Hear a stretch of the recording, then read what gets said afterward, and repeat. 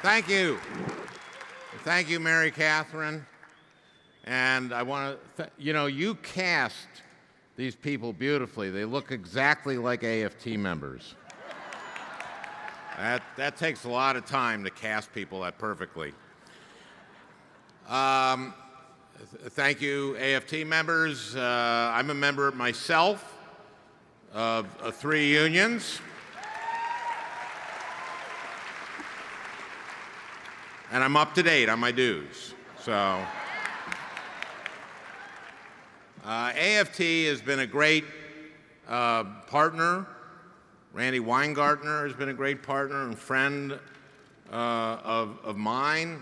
I'm on the Education Committee, on the Health, Education, Labor, and Pension Committee. I asked to be a member of that committee because I think that there's nothing more important than how we educate our kids to the future of our country. And also, healthcare is kind of important too. So is labor and pensions. So I guess if you care about your health or your family's health or your education or your family's education, or if you plan to work during your lifetime or retire, it's kind of a good committee to be on. When I began running in 2007, I met Mary Catherine, and my daughter, who's a teacher, came here to campaign with me and became very tight with Mary Catherine. And I started hearing from her and from everybody pretty much around the state complaints about No Child Left Behind. And then when I got to the Senate, I started working on it and having roundtables and coming back, and I heard the problems. The tests are autopsies. I knew what that was right away. Because my daughter was a teacher, you give the test in late April, they come back after the kids are out of school.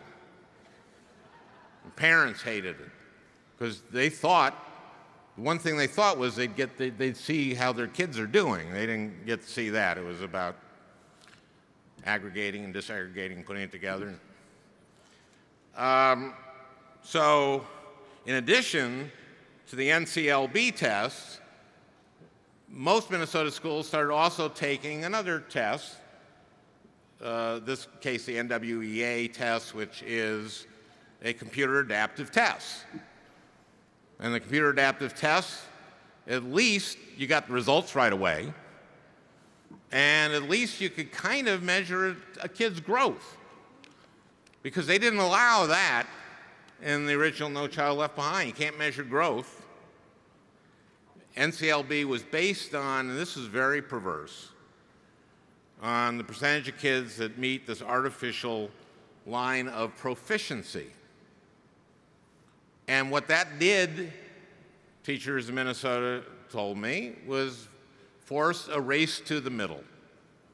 Teach to kids who are just below and just above this artificial line of proficiency, because you're judged only on the number of kids above proficiency.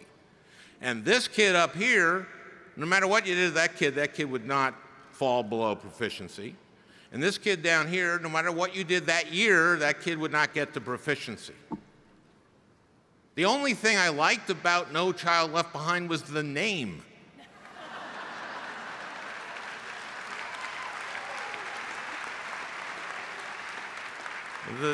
The name was okay.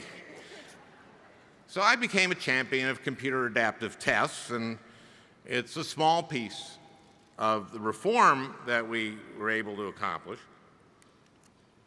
this past year. And I got, as you know, what happened on this bill is that we've been trying to reform No Child Left Behind since I got to the Senate.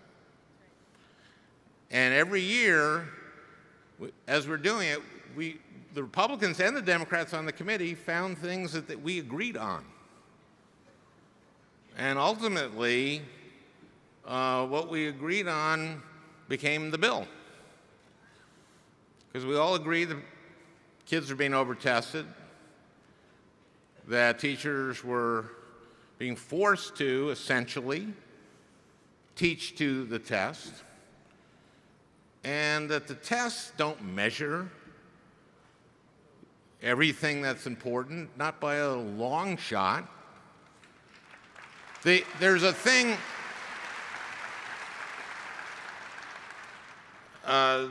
called McNamara's fallacy. And it's named for Robert McNamara, the Secretary of Defense, who used a lot of data. And McNamara's fallacy is that the things that are easy to test will be tested. And the things that are impossible to test, you won't test. And the only things that become important are the things that can be tested.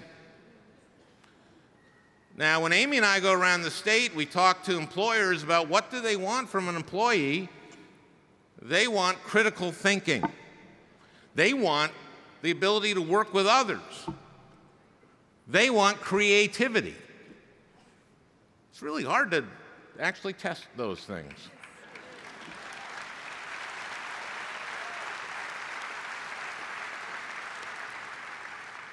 And none of these things are being measured.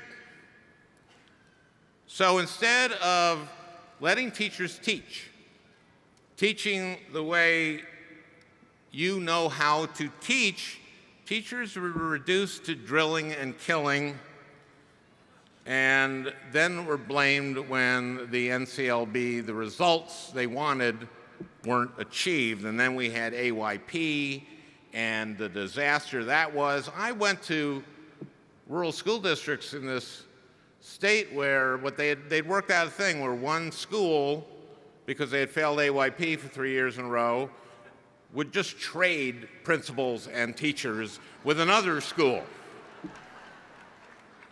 This is how crazy and insane this was. So we passed this year, finally, a reform, and it was basically the Senate bill, I have to say, because the Republicans passed a completely partisan bill in the House. We did a bipartisan bill in the Senate. And, you know, it had vouchers, it had all the ugly, terrible stuff that Republicans love. And, but when we got to the conference, they just wanted this to happen. They just wanted it, so they got to name it. It was a name from the House. It's fine, ESSA, Every Student Succeeds Act. That's a good name. We also got some that helped from the White House to get some civil rights pieces in there to make sure there's some accountability by states. Now, I had a number of priorities of mine in the bill that I was glad that got done. Mental health in schools.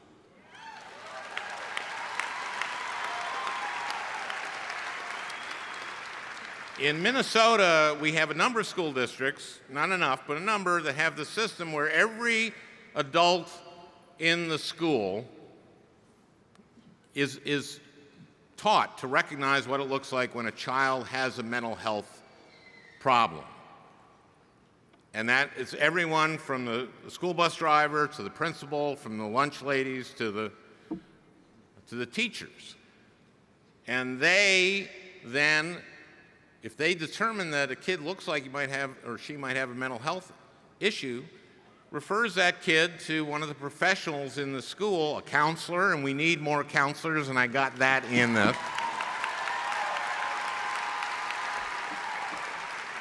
or a social worker or a school psychologist or a therapist, because we have therapists in some of these schools, so you don't have to, the teachers don't have to be the therapist. And if they decide that the kid has a serious mental health issue, gets that kid access to the community mental health system and gets them an advocate and gets them diagnosed and treated. Diagnosed and treated. And I went to a round table, And I had with a number of, actually they're all mothers, who talked about how this had helped their kids. And I had one mom, a 28-year-old single mom, who she said to me, you know, I have a 9-year-old boy and a 3-year-old girl, and the 9-year-old boy was out of control. I could not control him, and my life was out of control. But the school saw that he had a problem and got him access to a mental health advocate in the mental health community mental health system. And they diagnosed him, and he had ADHD and Asperger's. And they treated him, and he now is completely turned around, is doing great in school, and is an orange belt in Taekwondo. And this is the thing that got me. She looked me in the eye and she said, you know, my life is out of control. I am now bulletproof. I can do anything. And that's when I said, let's take this to Washington. Let's do that, and it's in this bill. Amy has worked hard on STEM. I've worked hard on STEM, including a STEM Master Teacher Corps, which the administration wanted to fund. Didn't get too much funding for it. But we know that so many of the jobs in the future are in science, technology, engineering, and math, and we have kind of a Sputnik moment. When I was a kid, 6 years old, Sputnik went up, and my parents were terrified, marched me and my brother, who was 5 years older than me, into our living room and said, you boys are going to study math and science so we can beat the Soviets. And I thought that was a lot of pressure to put on a 6-year-old.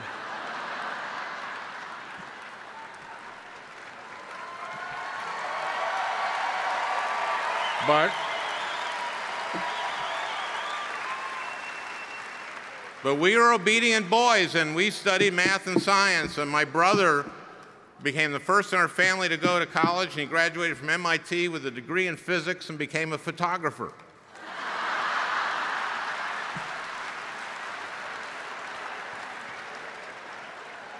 And I graduated from a great school because I tested incredibly well in math and science, and I became a comedian, but we beat the Soviets.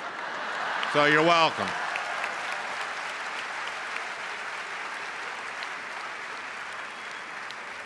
But we also need to focus on the humanities and the arts. You know,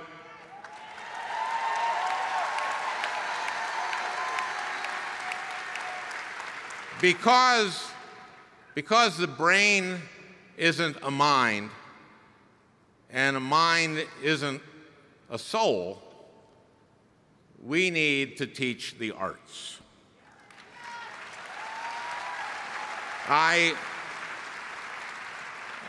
Before getting into this line of work, I made my living in the arts. Kind of. Comedy isn't really an art, but it's a craft. It's certainly not a science. And we got some more on this, but we need more and more support and funding for a quality early childhood education.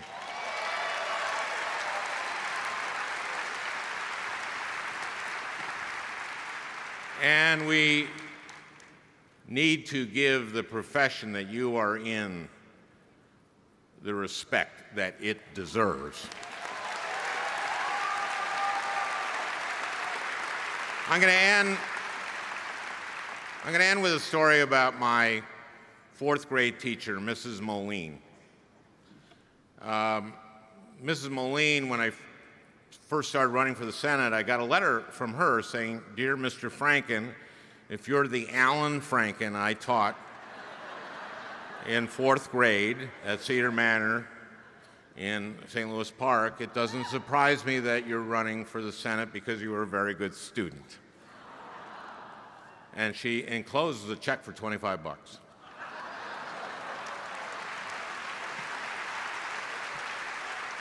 So I gave Mrs. Moline a call. And I said, "Hi, Mrs. Moline, this is Alan Franken." And she said, "Oh, you remember me?" I go, "Of course. I remember all my teachers from Cedar Manor. I love Mr. Knutson, my 6th grade teacher. And Miss Longabout, she was terrific. She was my 5th grade teacher. And you were my favorite, Miss Moline. She really was." And I said, "My 3rd grade teacher," and I won't name her here, I said, I actually didn't like her too much. And Mrs. Moline said, "Well, she wasn't very nurturing."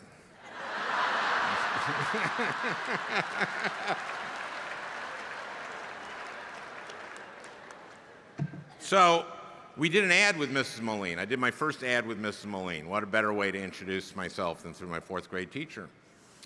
And then we started getting emails from former students, and we'd forward them to her. And every once in a while, she'd send one back to me. And there's one I never will forget. And it said this, Dear Mrs. Moline, I was a student of yours in the 4th grade at Cedar Manor, and I wasn't a very good student. That's because there was stuff happening in my home. And also, your spelling tests were really hard. But I'll never forget, one day, you're staying after class or after school with me.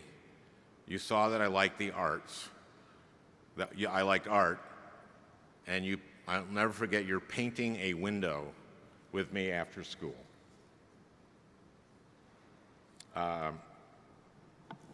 And I said, and then she said, "I'm now a 4th grade teacher